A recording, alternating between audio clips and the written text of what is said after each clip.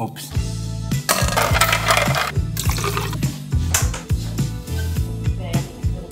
Jam 11 juga belum, tapi aku udah ngantuk lagi. Fix efek bangun kepagian ini. Aku memang lagi ngantuk, tapi kayaknya dunia perkameraan lagi tidak ngantuk sama sekali. Gila, dalam 1 minggu ini kita dapat banyak banget launching yang sangat wah. Tapi sebelum kita ngobrol lebih lanjut, aku perlu siap-siap dulu karena Tamron 2040 kesayanganku ini udah ada yang beli. Jadi kita mau packing dulu. Buat yang nggak lagi ngikutin, sebenarnya aku juga lagi nggak ngikutin, tapi entah kenapa tuh lewat terus aja gitu videonya. Jadi dalam 1 minggu ini ada 3 brand yang ngeluarin kamera baru. Pertama ada Canon tuh, ya pertama kali keluar. Dia ngeluarin Canon C50. Itu kayaknya kamera yang dibikin Canon untuk sampai mana lagi tadi kan lupa udah, tapi nggak apa-apa. Ini balik ke topik utama kita.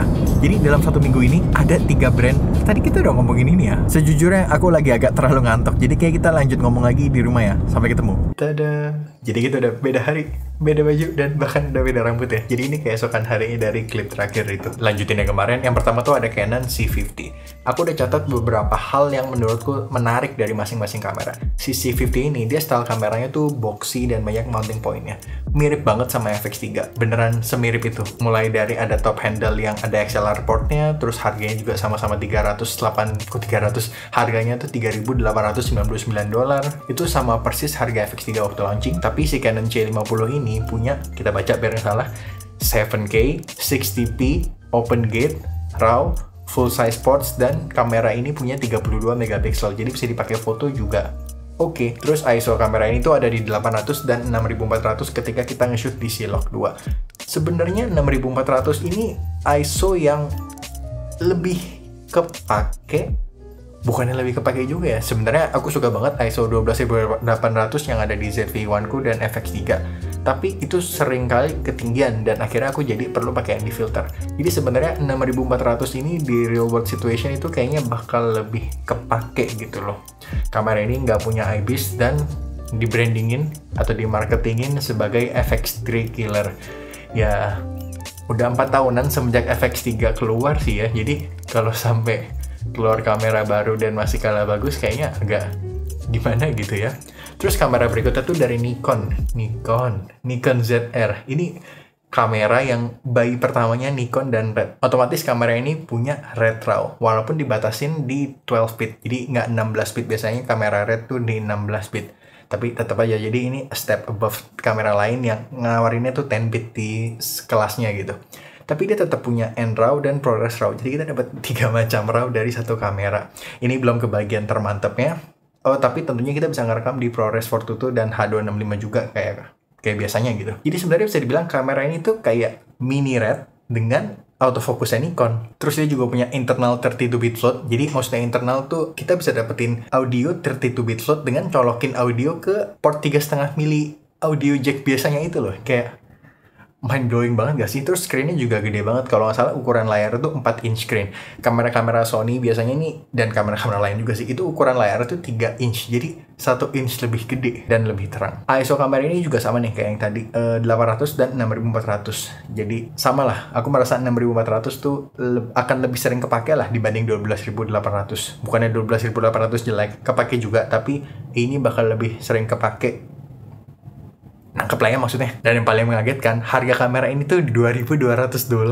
Kayak, kok bisa gitu kan? Dan kamera ini dibrandingin sebagai FX3 killer juga. Yang sebenarnya menurutku, karena harganya segitu, ya kenapa ini nggak dibikin ZV-1 killer aja gitu kan? Karena sebenarnya menurutku, mulai dari bentuknya sama beberapa fiturnya kayak portnya tuh nggak full size HDMI, terus masa slot SD card-nya ada gabung di baterai kayak kamera Sony Alpha 6000-an gitu loh, slot baterai dan SD card tuh jadi satu. Terus masa dia pakainya CF Express Type B sama micro SD card, jadi kayak agak secara internal oke banget, aku setuju dibilang FX3 killer, tapi kok kayaknya secara hardware, secara fisiknya agak berat kalau mau dibilang FX3 killer gitu loh. Kenapa nggak di brandingnya sebagai ZV-1 killer aja gitu? Itu kan udah pasti wah iya banget gitu kan, tapi ya udahlah, itu urusan mereka. Dan sebagai user Sony, si Nikon ZR ini sangat menggiurkan banget sih. Soalnya Z mount itu mount yang paling pendek flange distance-nya. Jadi kita bisa, hampir semua lensa bisa kita adapt ke mount ini.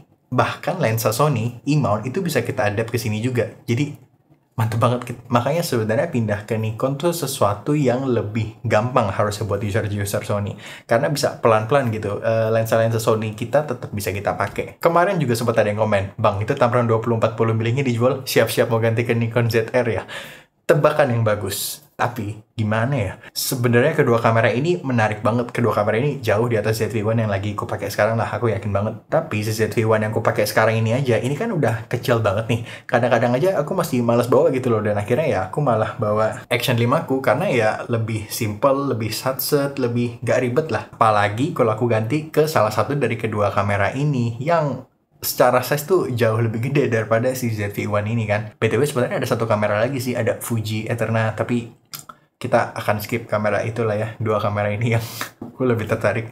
Maaf Fuji user. Sebenarnya bisa aja aku jadinya pakai dua kamera gitu kan. Satu kamera buat konten dan satu kamera buat kerja. Tapi sayangnya aku nggak serajin itu kayaknya. Makanya aku pengen tuh nyari kamera yang enak buat aku pakai konten. Kalau bisa sih semua kamera juga bisa ya. Tapi yang enak gitu loh, yang ringkes, satset, kecil, tapi tetap bisa aku pakai untuk produksian. Ya, nggak produksian yang ribet lah, produksian yang simple-simple tuh masih bisa aku pakai. Makanya ZV-1 ini pas banget untuk kebutuhanku sekarang. Aku juga ada di titik dimana nggak ada komplainan sama sekali sama hasil gambar yang aku hasilin. Ingat, upgrade karena butuh dan upgrade karena pengen, itu adalah dua hal yang berbeda. Nggak ada yang salah sama sekali sama dua-duanya.